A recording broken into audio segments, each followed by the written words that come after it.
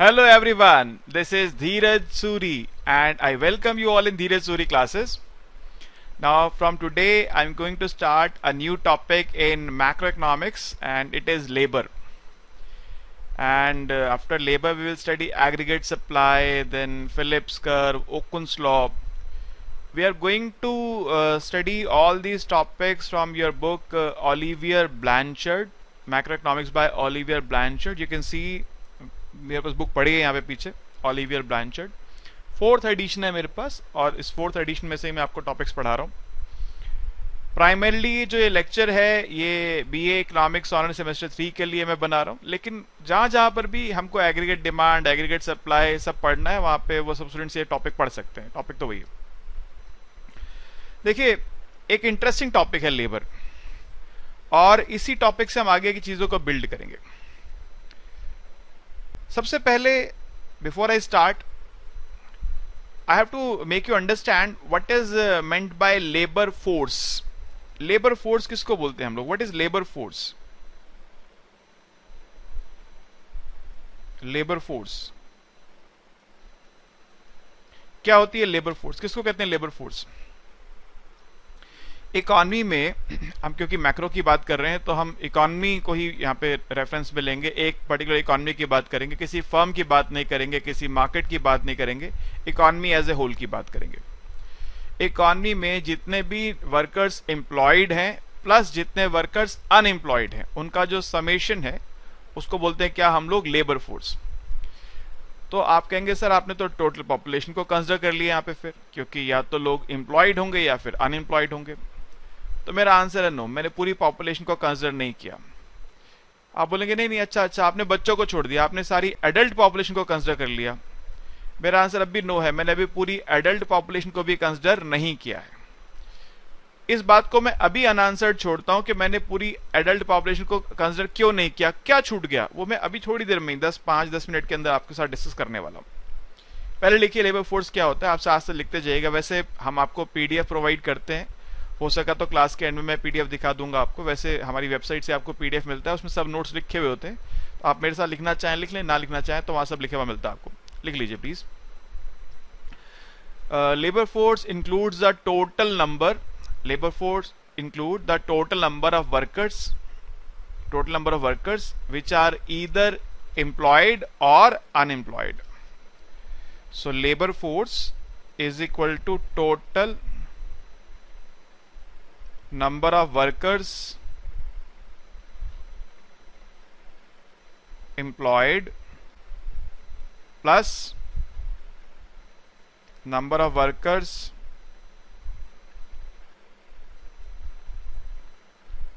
Unemployed. तो जो workers employed हैं प्लस जो वर्कर्स अनएम्प्लॉयड हैं उसका समेशन को बोलते हैं क्या हम लोग? Labour force. ठीक है. अब यहां पर एक बात समझ में आती है कि एम्प्लॉयड किसको बोलते हैं? वो वर्कर्स जिनके पास फुल टाइम जॉब है. हम फुल टाइम जॉब की बात कर रहे हैं, पार्ट टाइम की बात नहीं कर रहे. जिनका फुल टाइम जॉब है उनको एम्प्लॉयड वर्कर्स बोलते हैं. तो the workers who have full time job they are employed. और अनएम्प्लॉयड किसको बोलते हैं? किसको बोलते हैं? अनएम्प्लॉयड. कौन है अनएम्प्लॉयड? आप लोग मेरे साथ साथ आंसर बोलते जाइएगा. यह बात सच है कि मैं आपके आंसर को नहीं सुन पाऊंगा क्योंकि रिकॉर्डेड क्लास है, आप बाद में सुनेंगे. लेकिन आपको जो आंसर पता है बोलिएगा जरूर. उससे क्या होगा? आपकी हैबिट बनेगी चीजों को अंडरस्टैंड करने की. अनएम्प्लॉयड वर्कर्स कौन होते हैं? आप कहेंगे भाई जिसको जॉब नहीं मिल रही वो अनएम्प्लॉयड है. तो ये डेफिनेशन पूरी नहीं है. अब अगर मैं आपको बोलूं मैं इस देश का प्रधानमंत्री बनना चाहता हूं, या तो बनूंगा सीधे प्रधानमंत्री वरना कुछ नहीं करूंगा. तो ये क्या बात हुई? अब प्रधानमंत्री बनने के लिए जो काबिलियत चाहिए क्या वो काबिलियत मेरे अंदर है? तो यानी हम उसको अनएम्प्लॉयड बोलते हैं जो विलिंग है, एबल है. सिर्फ विलिंगनेस से काम नहीं चलेगा. पर्सन विलिंग है, एबल है, मगर उसको जॉब नहीं मिल रही. एबिलिटी है उसके अंदर मगर जॉब नहीं मिल रही. तो लिख सकते हैं a person is unemployed. A person is unemployed if he is willing and able for the job. If he is willing and able for the job but is unable to get a job. मगर उसको कोई job मिल नहीं पा रही तो वो कौन है? अनएम्प्लॉयड है. तो एक पर्सन विलिंग है साथ साथ वो एबल भी है. विलिंगनेस भी है, एबिलिटी भी है। अब आप सिर्फ एबिलिटी से नहीं होगा, एबिलिटी मगर आप काम ही नहीं करना चाहते हो, एबिलिटी एक जगह पर, मगर एक आदमी है वो काम ही नहीं करना चाहता, वो दिन भर आराम करना चाहता है, तो क्या वो अनएम्प्लॉयड है? नहीं जी, वो अनएम्प्लॉयड नहीं है। मैंने अभी कहा थोड़ी पहले कि एक सेक्शन और है, एम्प्लॉयड और अनएम्प्लॉयड के अलावा एक सेक्शन और है एडल्ट पॉपुलेशन का, जो मैंने अभी डिस्कस नहीं किया, अभी करूंगा, थोड़ी देर में करूंगा आपके साथ, ठीक है। तो all those workers who are willing and able for the job but are unable to get the job, they are unemployed. और अनएम्प्लॉयमेंट क्या है? It is a situation where some workers who are willing and able for the job are unable to get the job for themselves. ऐसी situation जहां पे कुछ workers जो willing भी हैं, एबल भी हैं, मगर उनको जॉब नहीं मिल पाती है, तो वो अनएम्प्लॉयमेंट है ऐसी इकोनॉमी में। अब इसके लिए हम एक निकालते हैं अनएम्प्लॉयमेंट रेट। ये अनएम्प्लॉयमेंट रेट क्या होता है जी?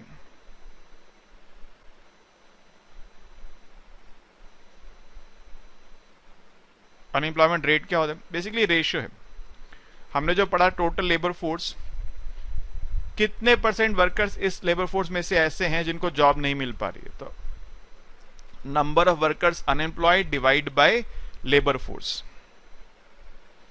अनएम्प्लॉयमेंट रेट क्या है? Number of workers unemployed divide by labour force. इसको अगर आप इंटू 100 कर देंगे तो परसेंटेज में आ जाएगा, नहीं करेंगे तो फ्रैक्शन में रह जाएगा। 1/4 25%, बात तो वही है। इंटू 100 कर दिया तो 25% पे चलेगा, नहीं करा तो 1/4 आ गया, ठीक है। तो ये एक छोटी सी बात हो गई कि हम समझ गए कि लेबर फोर्स का मतलब क्या है, हम समझ गए अनएम्प्लॉयमेंट मतलब क्या है, हम समझ गए अनएम्प्लॉयमेंट रेट का मतलब क्या है, ठीक है। आप जब ओलिवियर ब्लैंचर्ड की बुक पढ़ेंगे तो उसने यूएस इकोनॉमी का डेटा साथ साथ दिया हुआ है। वो स्टूडेंट्स जो बीए इकोनॉमिक्स ऑनर सेमेस्टर 3 के लिए कोर्स पढ़ रहे हैं, वो यूएस इकोनॉमी का डेटा साथ साथ याद कर सकते हैं, कोट कर सकते हैं। और वो स्टूडेंट्स जो कि जैसे जो बच्चे यूपीएससी की प्रिपरेशन कर रहे हैं और अगर लेक्चर सुन रहे हैं वाला, तो उनको ये डेटा इंडियन इकोनॉमी के रेफरेंस में याद करना है। और मैं डेटा यहाँ पे इसलिए नहीं बोल रहा हूँ क्योंकि अलग अलग ईयर्स में डेटा तो बदलता रहेगा, कभी कुछ डेटा होगा, फिर कभी कुछ और होगा, कभी कुछ और होगा। तो डेटा मैं आपके लिए छोड़ रहा हूँ। जो मैंने बता दिया कि जो बीए इकोनॉमिक्स ऑनर्स के लिए कर रहे हैं, लेक्चर तैयार पढ़ रहे हैं, वो तो ब्लैंचर्ड में से डेटा ले सकते हैं, जो वहाँ डेटा लिखा है उसको कोट कर सकते हैं। और जो अदरवाइज जैसे नेट इकोनॉमिक्स के लिए पढ़ रहे हैं या आईईएस के लिए पढ़ रहे हैं, तो वो इंडियन इकोनॉमी का डेटा लेके कोट कर सकते हैं। इसमें अब एक और हमारे पास कंसेप्ट है जिसको बोलते हैं, क्या हम लोग उसको बोलते हैं labour force participation rate. Labour force participation rate, इसको शॉर्ट फॉर्म बोलते हैं LFPR। हमारी टोटल एडल्ट पॉपुलेशन में से कितने परसेंट लोग जो हैं वो लेबर फोर्स का पार्ट है। मैं बार बार इस बात को बोल रहा हूं कि अभी मैंने दो चीजों का जिक्र किया है, एक एम्प्लॉयड और एक अनएम्प्लॉयड। एक सेक्शन और है एडल्ट पॉपुलेशन का जिसका मैंने अभी जिक्र नहीं किया है। एक्साइटमेंट, क्यूरियोसिटी क्रिएट कर रहा हूं, फिर बताऊंगा वो कौन लोग हैं, ठीक है, बाद में बताऊंगा वो कौन लोग हैं। तो वो कितने लोग हैं, उनको हटा के बाकी जो बचे वो लेबर फोर्स पार्टिसिपेशन रेट में आएंगे। यानी हमारे जो लेबर फोर्स हमने पढ़ी ऊपर, labour force divide by total adult population, तो अगर आप लेबर फोर्स को एडल्ट पॉपुलेशन से डिवाइड करते हैं तो लेबर फोर्स पार्टिसिपेशन रेट आता है। तो labour force, total labour force divide by adult population,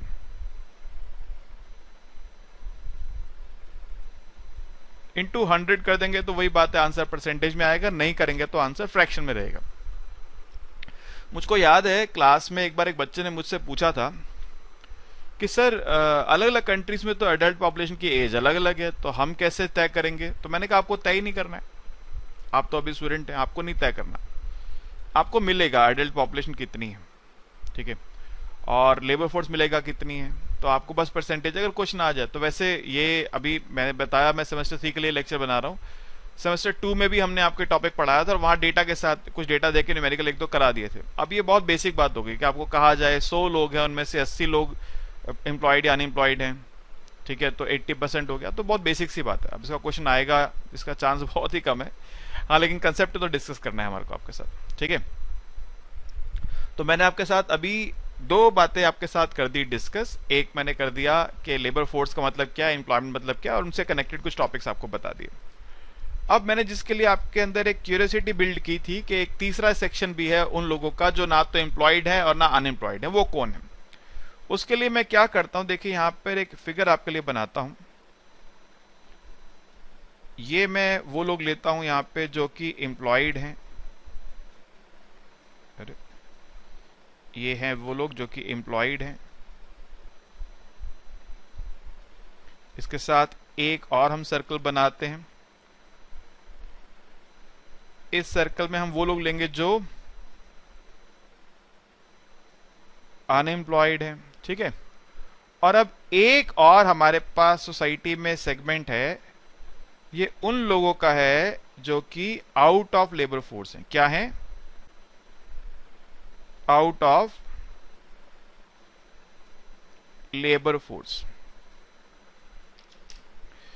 आप अपने आप को क्या मानते हैं? आप स्टूडेंट हैं। मैंने जैसे बताया प्राइमरीली मैं ये लेक्चर बना रहा हूं उन लोगों के लिए जो बीए इकोनॉमिक्स ऑनर्स कर रहे हैं, सेमेस्टर 3 में हैं। तो आप अपने आप को क्या मानते हैं कि आप क्या हैं? आप एम्प्लॉयड हैं कि अनएम्प्लॉयड हैं? क्या लगता है अब तक जो आपने पढ़ा उसके हिसाब से क्या है? आप बोलेंगे सर एम्प्लॉयड तो हम सर्टेनली नहीं है, हमारे पास जॉब तो कोई है नहीं।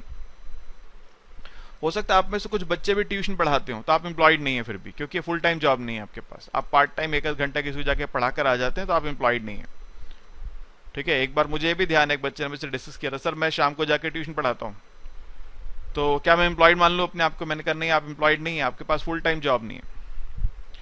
तो अब क्या है कि आप जो स्टूडेंट हैं ना तो आप एम्प्लॉयड हैं और ना ही आप अनएम्प्लॉयड हैं, आप अनएम्प्लॉयड भी नहीं है। आप कहेंगे सर हमारे पास जॉब नहीं तो हम अनएम्प्लॉयड ही तो हो गए। नहीं। क्या आज आप जॉब करने के लिए विलिंग है? अभी आप जो है इकोनॉमिक्स ऑनर्स सेमेस्टर 2 में है, फॉर एग्जांपल सेमेस्टर 3 में है, सेकंड ईयर में। आज आपका कंपनी बोले कल से जॉब पे आ जाओ, कॉलेज छोड़ दो, छोड़ देंगे आप? क्या करेंगे? क्या आप कल से कॉलेज जाना छोड़ देंगे और कंपनी में जॉब करने चले जाएंगे? आप क्या कहेंगे उस कंपनी को? अरे भैया अभी तो मैं इकोनॉमिक्स ऑनर्स कर रहा हूं, अंडर ग्रेजुएट प्रोग्राम कर रहा हूं, इसके बाद मुझे पीजी करना है, उसके बाद कुछ प्रोफेशनल डिग्री भी शायद मैं करने जाऊं, उसके बाद मैं जॉब के लिए आऊंगा, पूरी तरह से तैयार होकर फिर जॉब करने आऊंगा, उससे पहले नहीं आऊंगा। आधे अधूरे हथियार लेके लड़ने आ गया तो क्या होगा? मारा जाऊंगा लॉन्ग रन में। जब मेरे जूनियर जब आएंगे उनके पास ज्यादा क्वालिफिकेशन होगी, मुझसे आगे निकल जाएंगे, तो मैं तो पूरी अपनी क्वालिफिकेशन करने के बाद जॉब मार्केट में जाऊंगा। अभी आप मना कर देंगे जॉब के लिए, तो आप विलिंग नहीं है जॉब करने के लिए। मैं एबिलिटी पे नहीं जा रहा। हो सकता है जो जॉब आपको ऑफर कर रहा है वो आपके एबिलिटी, जब तक जितना आपके पास अभी नॉलेज है, जितनी एजुकेशन आपने ली उसके अकॉर्डिंग वो हो, तो मैं विलिंगनेस पे जा रहा हूं कि आप विलिंग नहीं है अभी जॉब करने के लिए, तो इसलिए आप अनएम्प्लॉयड नहीं। डेफिनेशन क्या दी थी? Those persons, those workers who are willing and able. आप विलिंग नहीं है अभी जॉब करने के लिए, तो इसलिए आप अभी अनएम्प्लॉयड अपने आप को नहीं कह सकते। तो आप कौन है? Out of labour force, labour force का पार्ट नहीं है, लेबर फोर्स से बाहर है, ठीक है। इस तरह से वो वर्कर्स जो रिटायर हो जाते हैं, रिटायरमेंट के बाद अब वो जॉब तो नहीं कर रहे हैं, ना वो जॉब करने चाहते हैं, अब वो रिटायर हो गए हैं, पेंशन में अपना जीवन व्यतीत कर रहे हैं, आराम से अपना समय गार्डनिंग में लगाते हैं, अदरवाइज एक्टिविटीज में लगाते हैं, मगर जॉब नहीं करते, ना जॉब ढूंढ रहे हैं, तो वो भी आउट ऑफ लेबर फोर्स, ठीक है। एक डिस्करेज वर्कर भी होते हैं, वो आपने 70s की पिक्चर्स देखी होंगी, आपने शायद ना देखी हो, आजकल लोग देखते नहीं है, हमारे जमाने में हम तो देखते थे जब हम छोटे थे हम लोग।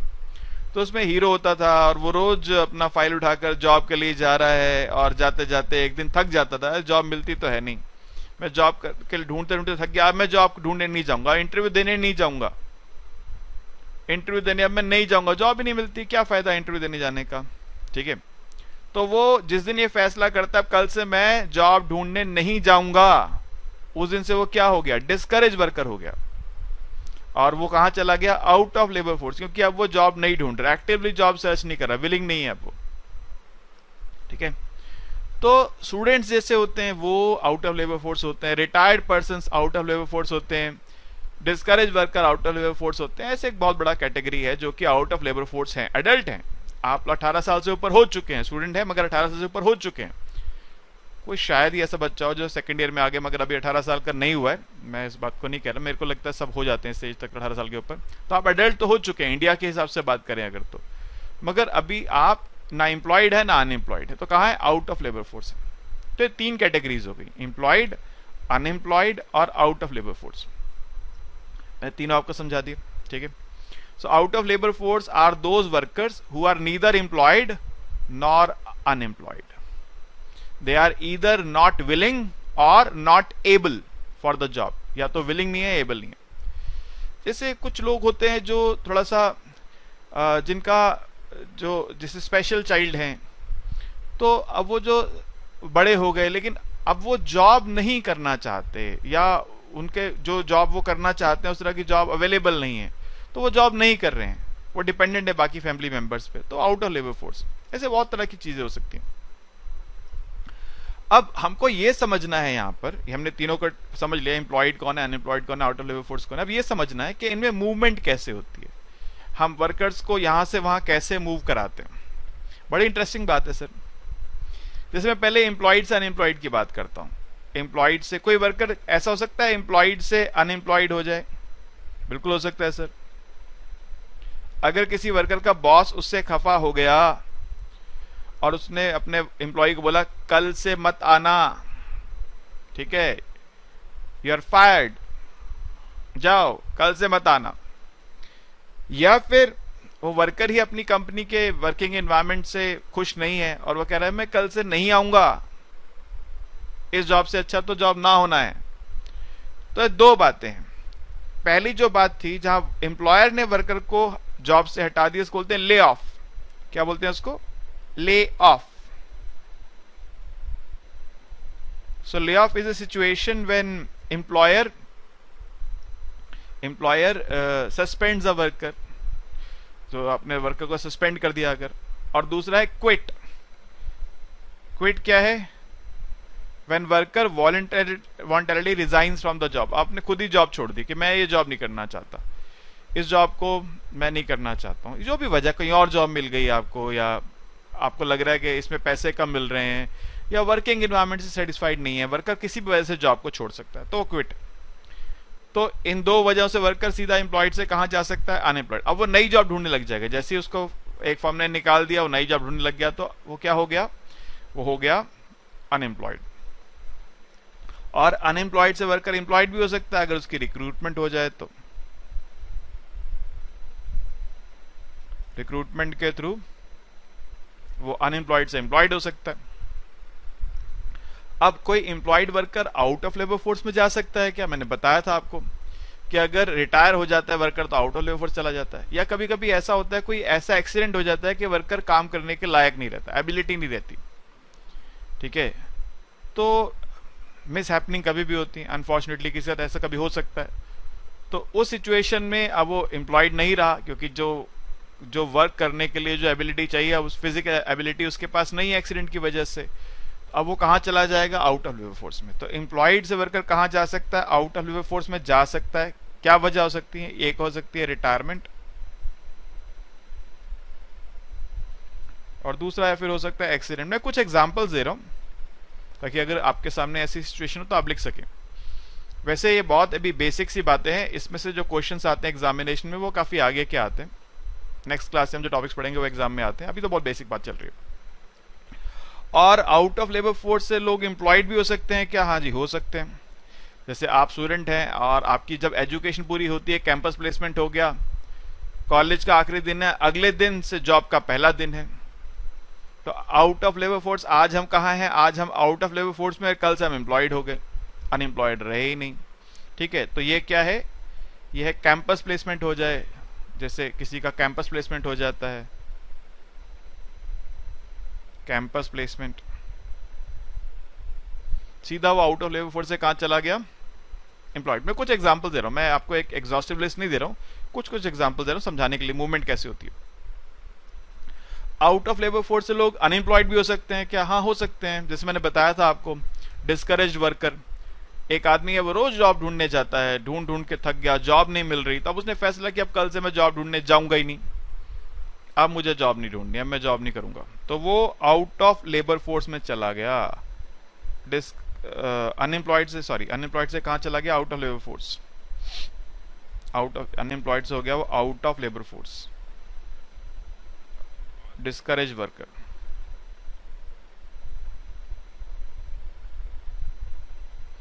और ये भी हो सकता है कि कोई जो worker out of labour force में हो वो अब जॉब ढूंढने लग जाए, ठीक है, तो वो अनएम्प्लॉयड हो सकता है फिर से। तो जैसे ये हुआ कि कोई बच्चे ऐसे हैं जिनकी कैंपस प्लेसमेंट नहीं हुई, कॉलेज खत्म हो गया मगर जॉब नहीं लगी, तो फ्रेश ग्रेजुएट्स जैसे होते हैं, फ्रेश ग्रेजुएट्स, कैंपस प्लेसमेंट नहीं हुआ, जॉब नहीं लगी कॉलेज से, अब जॉब ढूंढ रहे हैं, जब तक जॉब नहीं लगेगी तब तक वो क्या है, अनएम्प्लॉयड है, ठीक है। तो इसको बोलते हैं क्या, मूवमेंट इन वेरियस या movement in between labour force. और जैसे मैंने आपको कहा कि मैं ओलिवियर ब्लैंचर्ड से पढ़ा रहा हूँ, ब्लैंचर्ड ने इसका डेटा दिया हुआ है, अलग अलग एडिशंस में अलग डेटा होगा, मैं आपको इस बात को क्लैरिफाई कर देता हूँ, एडिशंस डिफरेंट होने पे डेटा डिफरेंट होगा। आप अगर इकोनॉमिक्स ऑनर्स के लिए इसको पढ़ रहे हैं तो वहां से कुछ डेटा आप याद कर सकते हैं, ये क्वेश्चन एग्जाम में आएगा, इसका चांस बहुत ही कम है, ना के बराबर है, इकोनॉमिक्स ऑनर्स में से क्वेश्चन आने का चांस ऑलमोस्ट निल है, ठीक है। फिर भी अगर आप याद करना चाहें डेटा तो आप याद कर सकते हैं, वहां से कुछ डेटा याद कर सकते हैं। एक और इसके साथ रिलेटेड कंसेप्ट है, उसको बोलते हैं हम लोग क्या, duration of unemployment, duration of unemployment. अभी ड्यूरेशन ऑफ अनएम्प्लॉयमेंट क्या होता है सर, कितने समय वर्कर अनएम्प्लॉयड रहा, और ऑन एन एवरेज हम निकालते हैं कि जो हमारा जो अनएम्प्लॉयमेंट रेट है या जो वर्कर्स अनएम्प्लॉयड उनसे कितने परसेंट वर्कर्स अनएम्प्लॉयमेंट छोड़ देते हैं, यानी अब वो अनएम्प्लॉयड नहीं रहे, उसका अगर हम रेसिप्रोकल कर लें तो वो एवरेज ड्यूरेशन ऑफ अनएम्प्लॉयमेंट आ जाएगा, ठीक है। तो duration of unemployment is equal to 1 by proportion of workers leaving unemployment.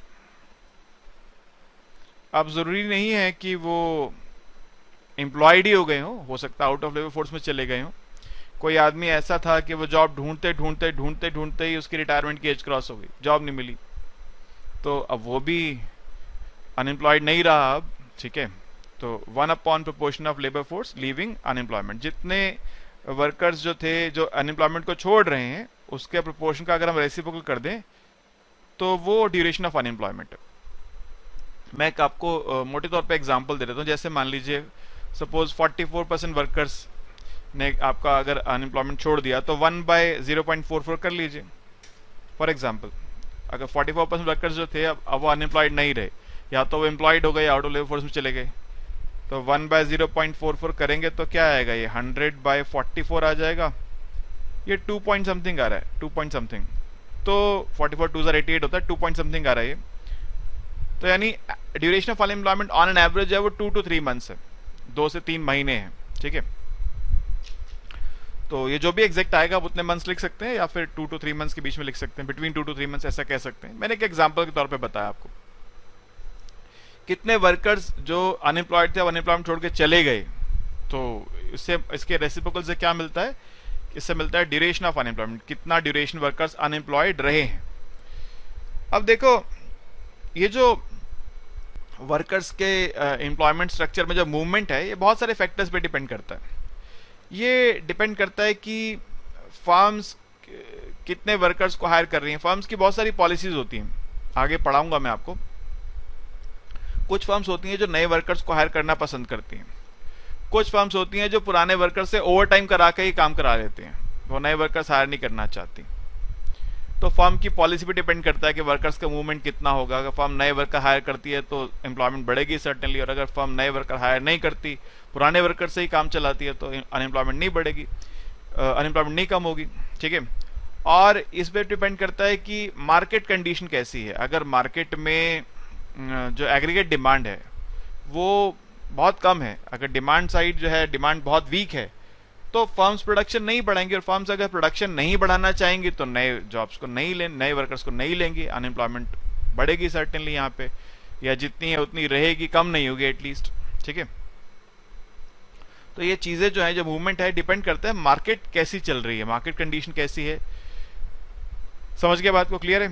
अच्छा, इस बारे में कुछ डेटा, जैसे मैंने बुक खोल के रखी है, मेरे पास 2 बुक्स हैं, एक यहाँ पढ़ी, एक पीछे पढ़ी है, तो इसमें कुछ डेटा गिवन है आपको, आप चाहेंगे तो वहां से डेटा रीड कर सकते हैं। मैं डेटा कोट नहीं कर रहा हूं, ठीक है, क्योंकि मेरा यहाँ पर आपको कंसेप्ट समझाने का काम है, डेटा देने का मेरा काम अभी यहाँ पर नहीं है।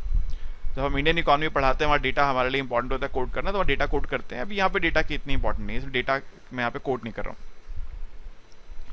अब अगली बात जो मुझे आपके साथ करनी है डिस्कस, वो है वेज डिटर्मिनेशन। वेज डिटर्मिनेशन,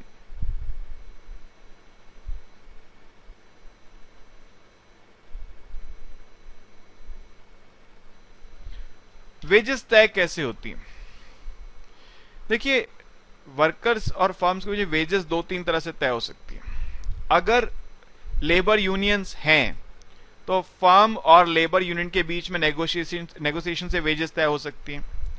अगर लेबर यूनियन नहीं है लेकिन जो वर्कर की जॉब है वो थोड़ी टेक्निकल है, यानी ऐसे वर्कर्स मिलना आसान नहीं है फर्म के लिए, ऐसी सिचुएशन में वर्कर्स और फर्म में 1-to-1 नेगोशिएशन होता है।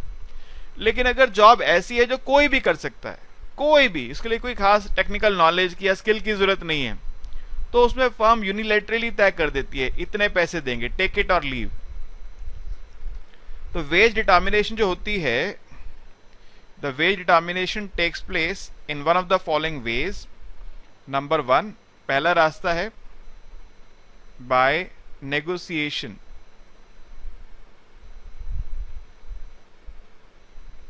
Between firms and labor unions, firm और लेबर यूनियन के बीच में नेगोशिएशन से तय हो सकते हैं, या फिर by negotiation between firm and individual workers.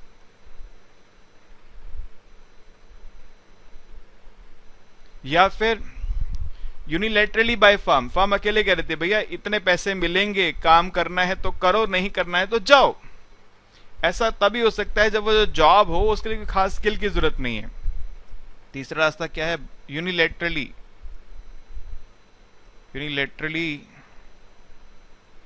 Bye firms on take it और लीव बेसिस। मैंने जैसे कहा ये सब मैंने आपको पीडीएफ नोट्स में मिलेगा सब कुछ, आपको टेंशन वाली कोई बात नहीं है। लास्ट में आपको पीडीएफ नोट्स मैं कोशिश करूंगा दिखा दूं, तो आप चाहे साथ साथ लिखते चलें, चाहे नहीं तो आप पीडीएफ नोट से नोट डाउन कर सकते हैं। तो ये 3 तरह से वर्कर्स जो हैं उनको वेजेस डिसाइड की जा सकती हैं। अगर लेबर यूनियंस हैं तो फर्म और लेबर यूनियन के बीच में नेगोशिएशन होगा, उससे वेजेस तय होंगी। और अगर लेबर यूनियन नहीं है तो वर्कर्स और फर्म में इंडिविजुअल 1-to-1 नेगोशिएशन होगा, लेकिन इसके लिए स्किल की जरूरत है। और अगर स्किल भी कोई जॉब के लिए नहीं चाहिए तो टेक इट और लीव।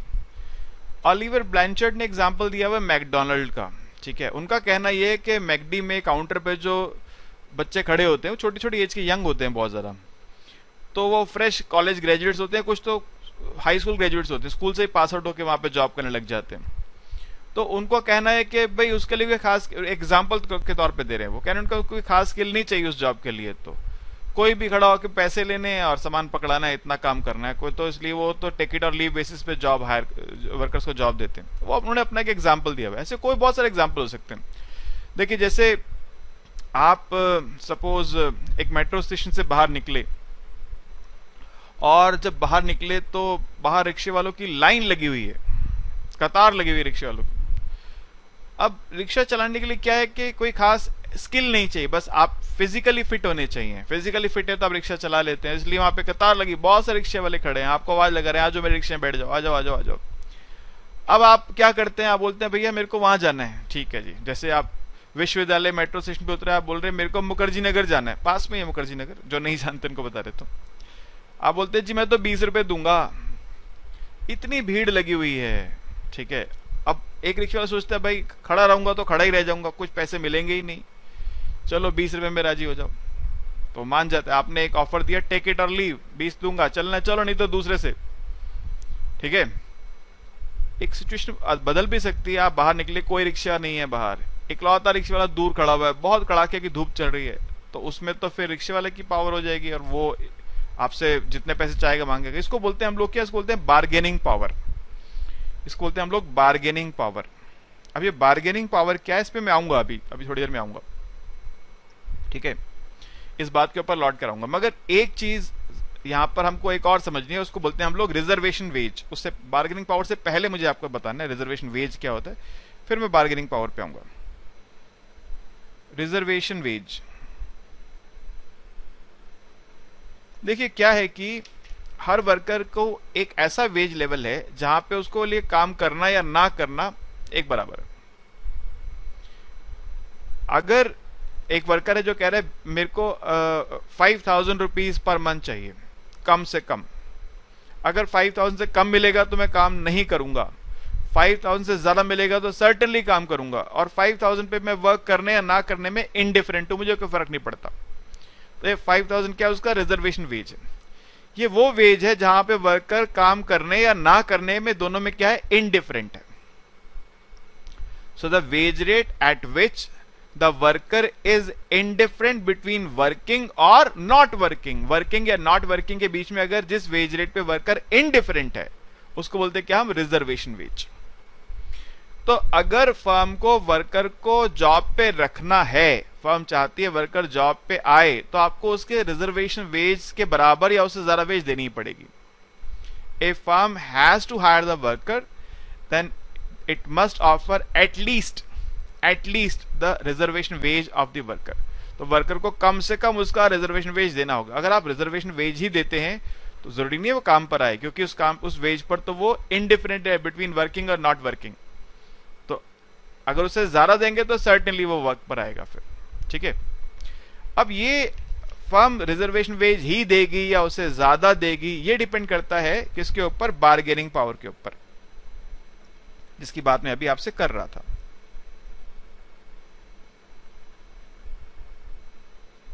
बार्गेनिंग पावर,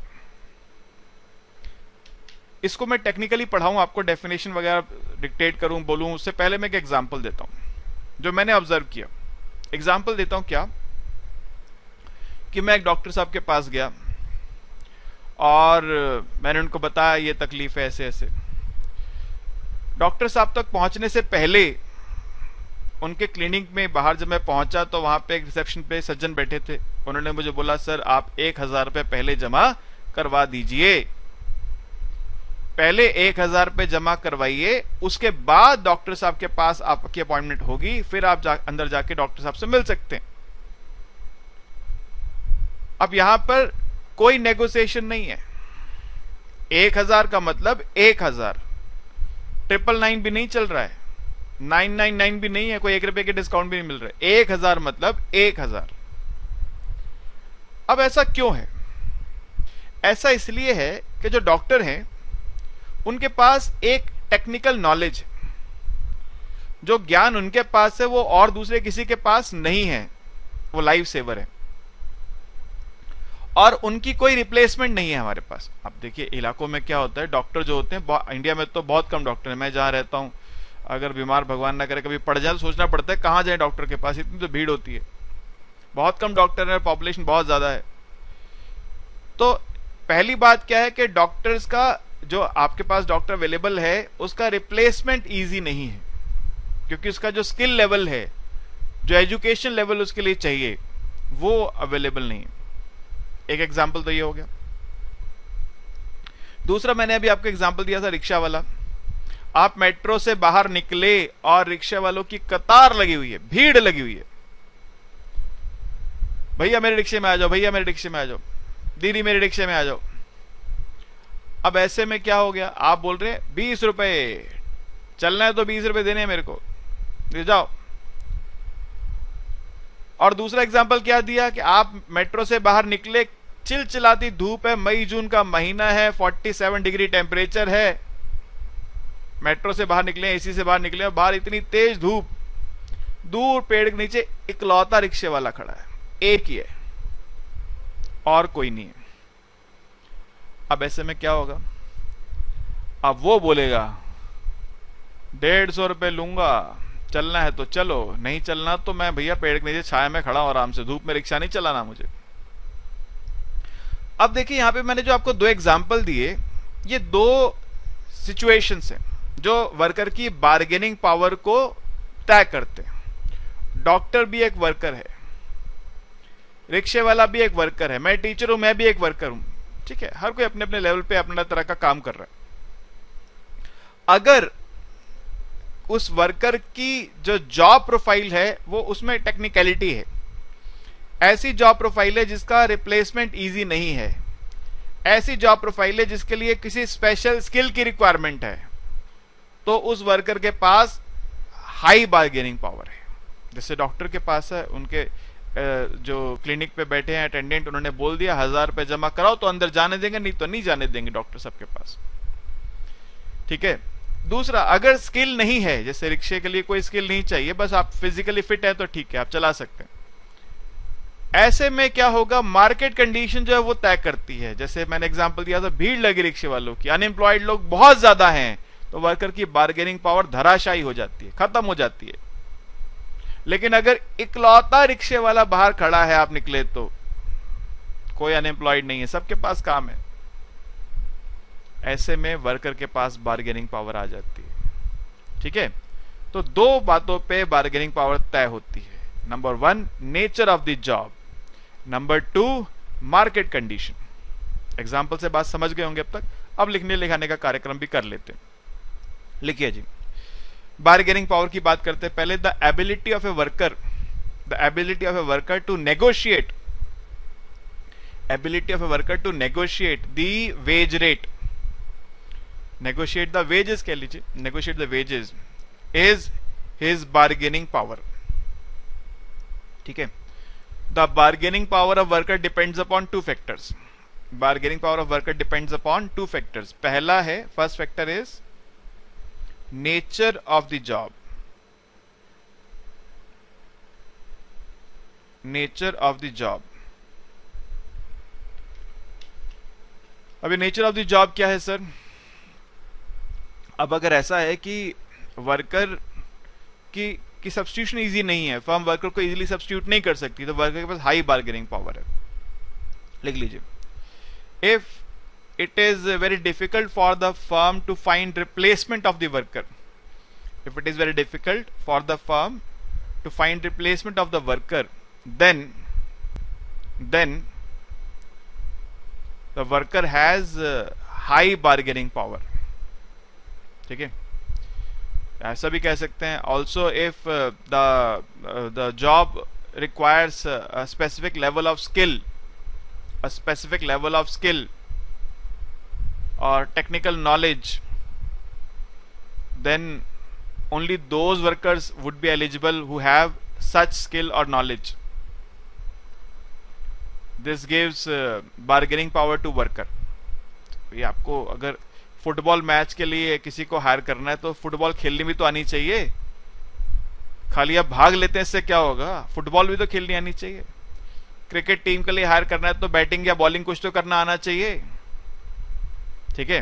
तो एक अगर स्किल चाहिए तो स्किल की वजह से क्या, जैसे आईपीएल में बोली लगती है, देख रहे हैं, 2 करोड़ 3 करोड़ 4 करोड़ 5 करोड़, बाप रे बाप, बड़ा मजा आता है वो आईपीएल की बिडिंग देखकर, तो मेरे को बड़ा आनंद आता है। सोचता हूं क्या पढ़ने पढ़ाने में पड़ गए, मैच खेलते होते, क्रिकेट खेलते होते, कितना पैसा मिलता, ठीक है। शिक्षा का अपना जो महत्व है। तो नेचर ऑफ द जॉब, ठीक है। दूसरी बात क्या है? दूसरी बात है, उसको बोलते हैं हम लोग मार्केट कंडीशन। क्या बोलते हैं? Labour market condition.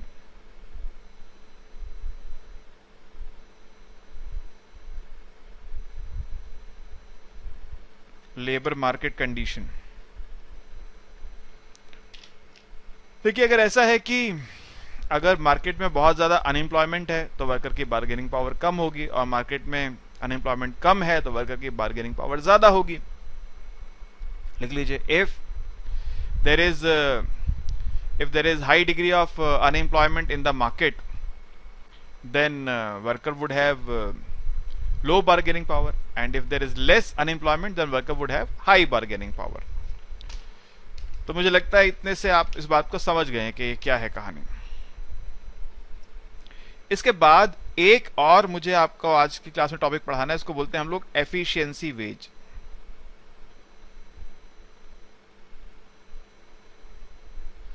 Efficiency veg क्या है? आप लेबर मार्केट में जो इक्विलिब्रियम वेज रेट है उससे ज्यादा वेज वर्कर को देने के लिए तैयार है। ध्यान से सुनिएगा, मार्केट में मान लीजिए एक स्पेसिफिक जॉब के लिए वेज रेट तय है और वो है 25,000 रुपीज पर मंथ। कितना है? 25,000 रुपीज पर मंथ।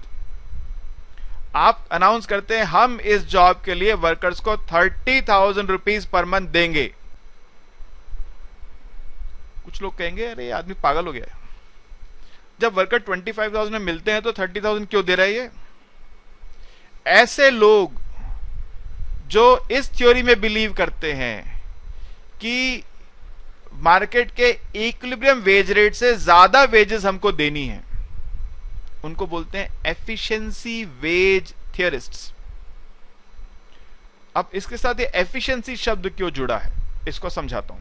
अभी लिखवा दूंगा, डिक्टेट कर दूंगा, वो जो काम वो तो करना ही है लास्ट में, पहले समझ लेते हैं। देखिए क्या है कि आप ऐसा मानते हैं कि अगर मैं मार्केट से ज्यादा वेज रेट दूंगा तो मुझे अधिकार होगा वर्कर चुनने का और मैं बेस्ट टैलेंट चुन के ले आऊंगा, क्योंकि कोई कहीं भी जॉब करता है अगर उसको 25,000 मिलते हैं और मैं 30,000 ऑफर कर दूंगा तो वहां से जॉब छोड़ के मेरे पास काम करने को सब कोई तैयार हो जाएंगे। सही बात है। अब फिर मैं उनमें से छांट सकता हूं किसको अपने पास रखना है किसको नहीं रखना, तो मैं बेस्ट टैलेंट को सिलेक्ट कर सकता हूं। Point number 1। पॉइंट नंबर 2, क्योंकि मैं मार्केट में इक्विलिब्रियम वेज रेट से ज्यादा वेजेस दे रहा हूं, इसलिए जो वर्कर हैं मेरे फर्म को छोड़ के नहीं जाना चाहेंगे, क्विट नहीं करेंगे, और क्योंकि मैंने ऑलरेडी बेस्ट टैलेंट चुना होगा तो ले ऑफ की पॉसिबिलिटी भी कम हो जाएगी। ठीक है, यानी इसको बोलते हैं लेबर टर्नओवर।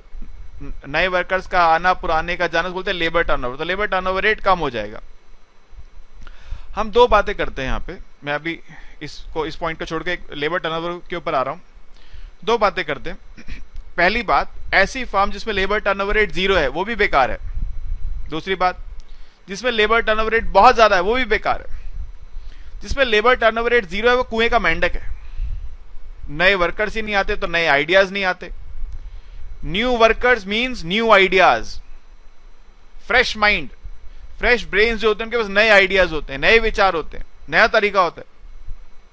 ठीक है, इसलिए लेबर टर्नओवर रेट 0 भी नहीं होना चाहिए। और अगर बहुत ज्यादा, इसका मतलब क्या, वर्कर टिकता ही नहीं आपके पास। आप वर्कर को हायर करते हो, उसको ट्रेनिंग देते हो, पैसा खर्च करते हो ट्रेनिंग के ऊपर, जब तक वो ट्रेन होता है भाग जाता है छोड़ के जॉब। तो इसमें कंपनी काम कैसे करेगी? तो ना तो 0 होना चाहिए ना बहुत ज्यादा होना चाहिए, एक स्टेबल रेट होना चाहिए। खैर ये डिस्कशन बिजनेस वालों का है, जो बिजनेस मैनेजमेंट पढ़ते हैं उनका काम है ये तय करना कितना होना चाहिए। हम इकोनॉमिक्स में तय नहीं करने वाले, हम तो बस ये मानते हैं एक स्टेबल रेट होना चाहिए, कम होना चाहिए। अब अगर हमने बेस्ट टैलेंट को हायर किया है और हम ज्यादा वेजेस दे रहे हैं तो हम वर्कर को ले ऑफ करेंगे, इसका चांस कम है। मैंने बताया आपको, वर्कर हमें छोड़ के जाएगा, इसका चांस भी कम है, इसलिए लेबर टर्नओवर रेट कम रहेगा। ठीक है, तीसरी बात, दो बातें हो गई। एक तो हम बेस्ट टैलेंट चुन सकते हैं, दूसरा लेबर टर्नओवर कम होगा, तीसरा क्योंकि वर्कर को इस बात का डर सताएगा कि मेरे को जॉब से निकाल ना दिया जाए, यहां से इतने पैसे कहीं और नहीं मिलेंगे, निकाल ना दिया जाऊं मैं यहां से कहीं, तो वो शर्किंग नहीं करेगा। शर्किंग समझते हैं? आनाकानी, ये काम ना करना वो काम ना करना, ऐसा वो नहीं करेगा। उसको जो काम दिया जाएगा वो मन लगा के करेगा। उसको पता है अगर मैंने ना किया तो मेरी जॉब को लेने वाले बहुत लोग बैठे हैं बाहर जिनको 25,000 मिल रहे हैं उधर, और मेरे को यहां 30,000 मिल रहे हैं। मैंने आनाकानी की, मुझे निकाल दिया जाएगा, उसको रख लिया जाएगा। इस बात का भी चांस कम हो जाएगा, तो वर्कर मन लगा के काम करेगा। और चौथा पॉइंट एक और है, वो बहुत इंपॉर्टेंट है। जब आप वर्कर को एक हेल्दी वेजेस पे करते हैं तो अपना अच्छे से ध्यान रख सकता है, अपना अपने परिवार का अच्छे से ध्यान रख सकता है, और फिर वो मन लगा के काम करेगा क्योंकि उसकी बाकी सारी नीड्स आपने पूरी कर दी हैं। तो इन वजह से कुछ लोग ऐसा मानते हैं कि हमको एफिशिएंसी वेजेस देनी चाहिए, जो मार्केट में इक्विलिब्रियम वेज रेट है उससे ज्यादा वेजेस देनी चाहिए, ठीक है। और इसका एक एग्जाम्पल भी है ओलिवर ब्लैंचर्ड में, उस एग्जाम्पल का डिस्कशन मैं करूंगा आपके साथ। अभी पहले लिख लेते हैं, लिखिए जी, एफिशिएंसी वेजेस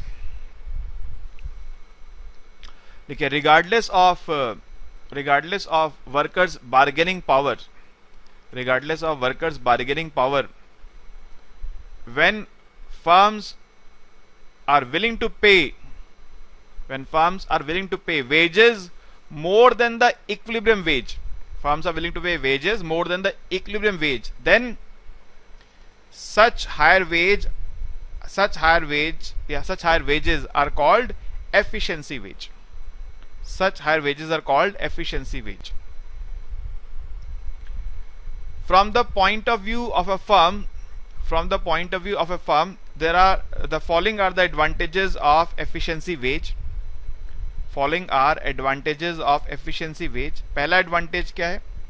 पहला एडवांटेज है, firms paying efficiency wage can select best talent. Firms paying efficiency wage can select best talent, best talent को आप सिलेक्ट कर सकते हो। दूसरा बात क्या है? लो लेबर टर्नओवर रेट, लो लेबर टर्नओवर रेट। वर्कर आपको छोड़ के नहीं जाएगा, आपने क्योंकि बेस्ट टैलेंट चुना है तो आप भी नहीं निकालोगे, चांस कम हो जाएगा दोनों तरफ से, तो लेबर टर्नओवर रेट कम हो जाएगा। तीसरा क्या है कि एफिशिएंसी वेज डिस्करेज शर्किंग, यानी वर्कर आनाकानी नहीं करेंगे काम करने से, जो काम उनको सौंपा जाएगा उसको मन लगा के करेंगे।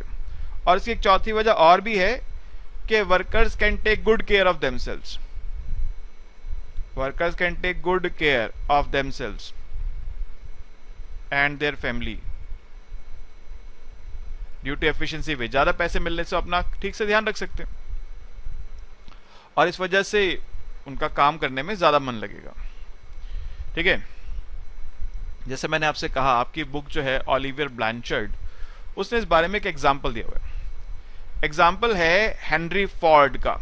आपने फोर्ड कंपनी की कारों के बारे में तो सुना है, फोर्ड एंडीवर, इकोस्पोर्ट, ठीक है, फोर्ड फीगो, जहां तक मुझे ध्यान है। बहुत ज्यादा कारों का मुझे नाम नहीं पता होता, जो मेरे पास कार है उसी का नाम पता होता है, एक दो कंपनी के पता होते हैं, बहुत ज्यादा नहीं पता, इनके नाम सुने मैंने, ठीक है। अब फोर्ड कंपनी जो है बहुत पुरानी है, बड़ी पुरानी बात है, 1914 की बात है। हेनरी फोर्ड ने देखा उनकी जो कंपनी है 1913 में, 1913 में उनकी कंपनी में ले ऑफ रेट था 62%, यानी एक साल में उन्होंने अपनी कंपनी के 62% वर्कर्स को निकाल दिया जॉब से। क्या किया? जॉब से निकाल दिया था 1913 में, 1913 में। और जो लेबर टर्नओवर रेट था वो था 370%, 370% लेबर टर्नओवर रेट था, यानी एक साल में 4 बार वर्कर्स पूरे बदल गए। ऑलमोस्ट 400 होता तो 4 बार बदल जाते, हर 3 महीने में पूरी लेबर फोर्स बदल रही है, ऐसा आप मान सकते हैं। अब इतनी हाई लेबर टर्नओवर रेट पे फर्म काम कैसे करेगी, प्रॉफिटेबिलिटी कैसे? जब तक वर्कर को आप ट्रेन करोगे, अपना समझाओगे हम क्या चाहते हैं, तो जॉब छोड़ के चला जाएगा या आप निकाल दोगे। ऐसा क्यों हो रहा था कि शायद आपके वर्कर जो थे वो एफिशिएंट नहीं थे।